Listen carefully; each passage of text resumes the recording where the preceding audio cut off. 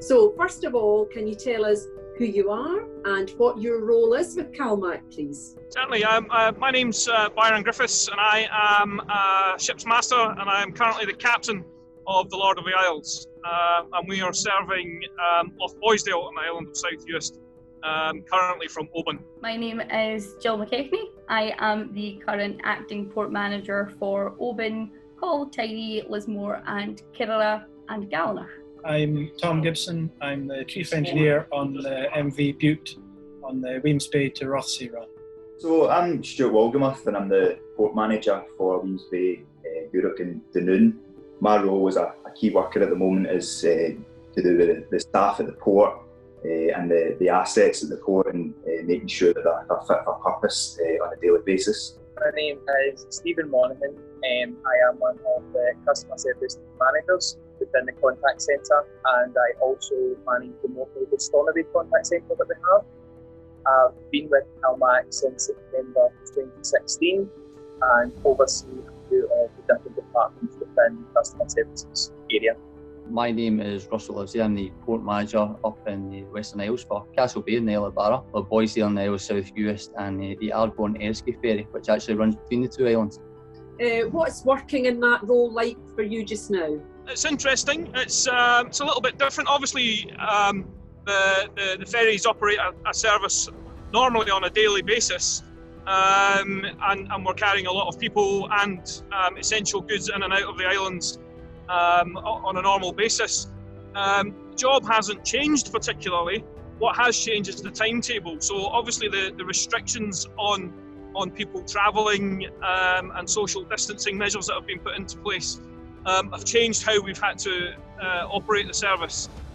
So we've now got a reduced timetable, bringing in essential goods and key workers that are travelling. So some of those people that are travelling are other crew members from other ferries operating elsewhere in the network.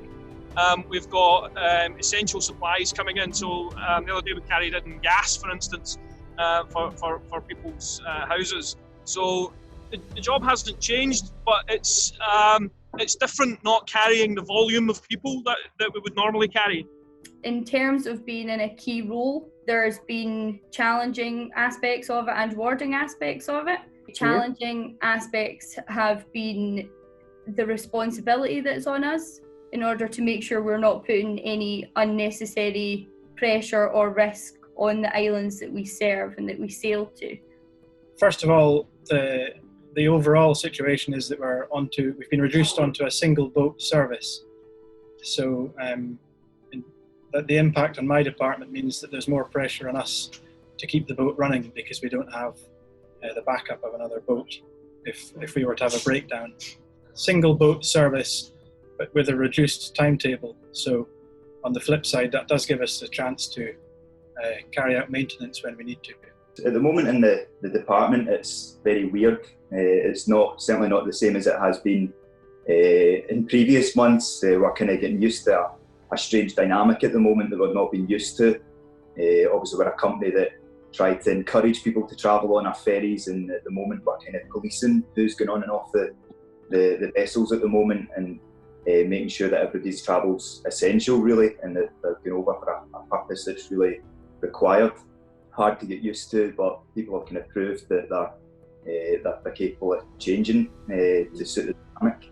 It's very different from what we're used to, because no one's been aware obviously of this global pandemic. So for the lockdown, like ourselves and our customers, were really unsure about what was happening. So we started to ask advice around, obviously there's going to be quite a lot of cancellations, the call volumes are going to be extremely high, and the lockdown, it's different for everyone, not in the sense, well, the key worker status, which is new to the contact centre staff, that's something that's never been there before. What we're having to do is have to keep in contact with all the staff who are self-isolating as well, due to illness or underlying health conditions, or shielding like from their family members. We're having to adapt also to a new way of CalMac life at the moment, which is obviously challenging but also rewarding just now. The safety of the staff has got to be priority number one, and that's what we're trying to do. And it looks like we're leaving offices manned to a very minimum, but we're doing that to protect our staff. And I think the locals on the islands completely respect that in everything we're trying to do. A lot of the things I get to do is also twice a week work with the emergency services and armed forces, and we have emergency planning meetings. We discuss contingency plans such like for our islands, and make sure we're as safe as we possibly can be. So what are the challenges? What are the main challenges of the lockdown and the restricted timetable as you see it in your position? It's not so much of a challenge from the ship, but from the community point of view is that there is only one service a week. And they obviously have to work around that timetable.